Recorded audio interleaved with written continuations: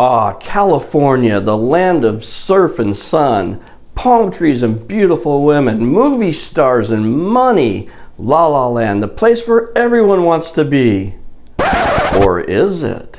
One recent survey found that 47% of Californians plan on leaving the state sometime in the next 5 years, and a different survey found that more than 53% of everybody living in California right now would like to leave. Now, if you can relate to this, and maybe this sounds like you, stay tuned, because when I come back, we're going to take a closer look at the differences between living in California versus living in Arizona. And we're getting started right now.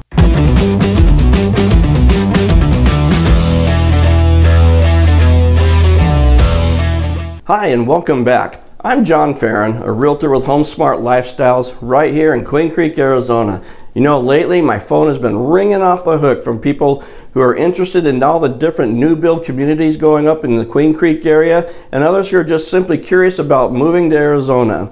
Now, if you're thinking about making a move, I invite you to call, text, email me, heck, I don't know, send a singing telegram. However it is that you choose to communicate, because when it comes to buying and selling homes in the Southeast Valley, I've got your back. So then the question for today is, why are so many people leaving California to go to other states? Well, in this video, I'm going to share with you what I think are the top 5 reasons. So the first reason has got to be the incredibly high taxes.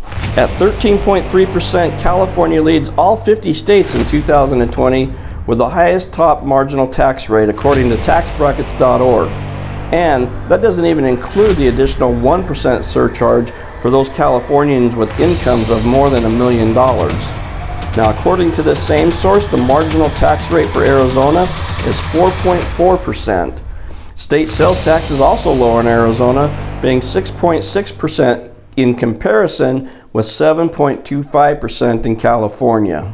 Now, the same holds true for property taxes as well.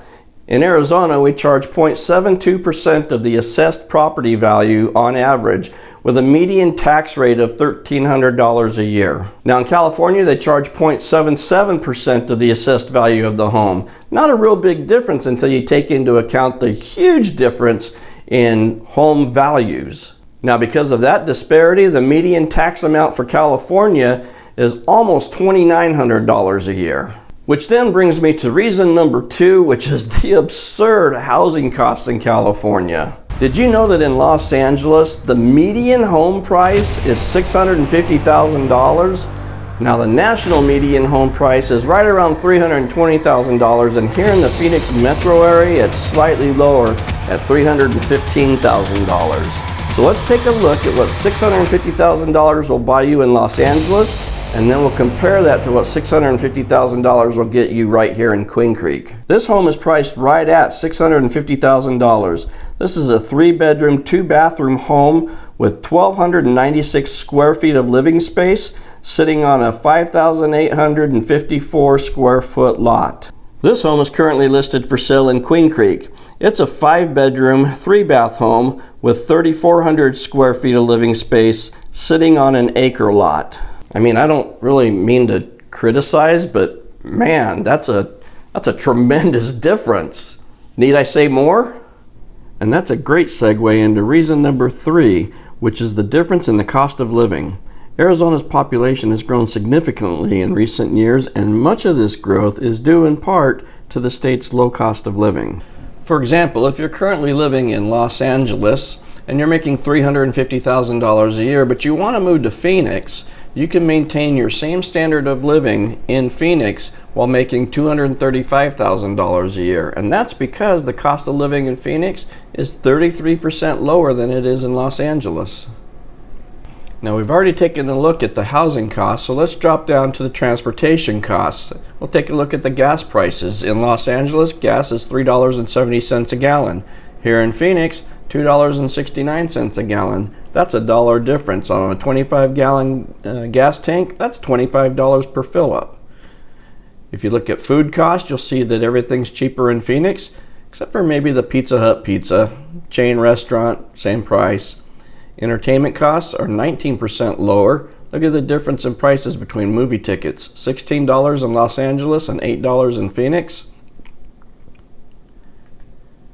And then we come down and we look at the healthcare costs.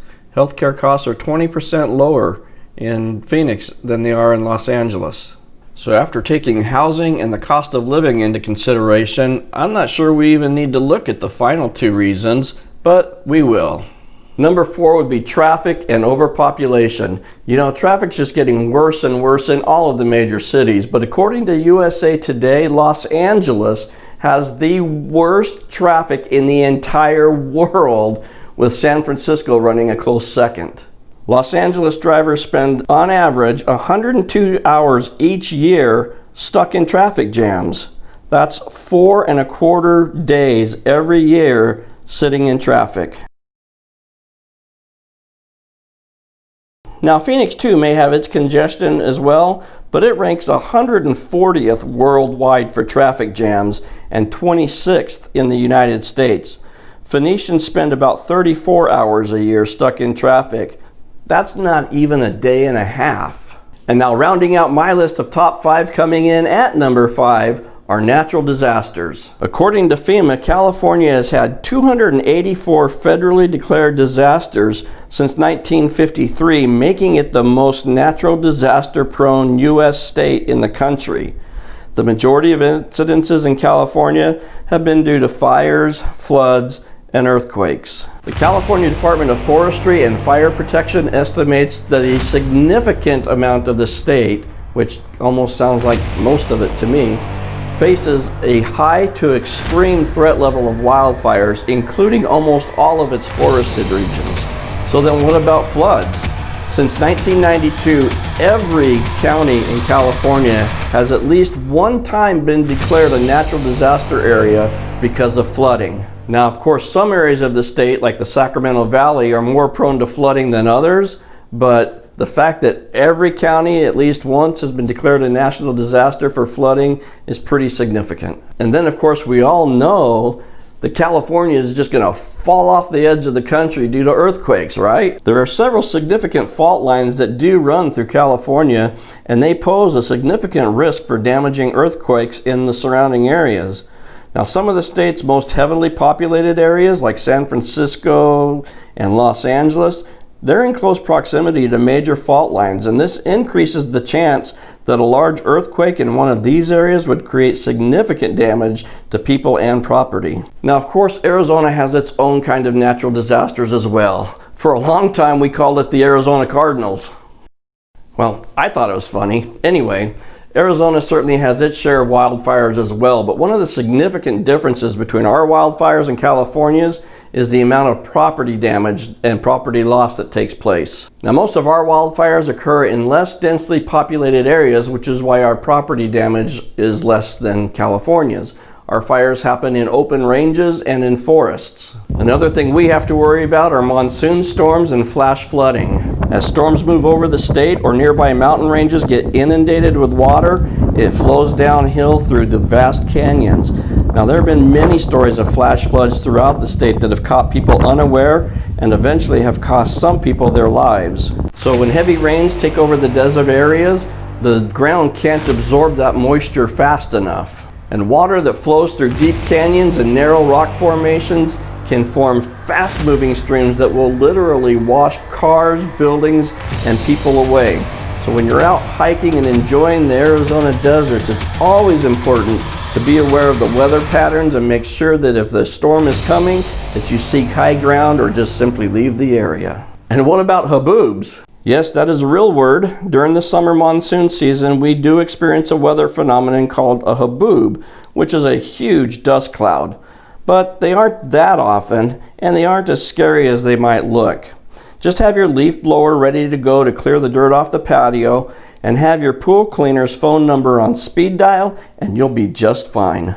And earthquakes in Arizona? Not so much. The most recent recorded earthquake was in 2015 in Black Canyon City, which is about 35 miles north of Phoenix, and it registered only a 4.1 on the Richter scale. So if you ask me, California is a great place to visit. I've traveled the Pacific Coast Highway, been through the Redwood Forest, I've ridden through Death Valley, and I love spending time in San Diego. But when it comes to affordability and quality of life, living in Arizona beats California hands down.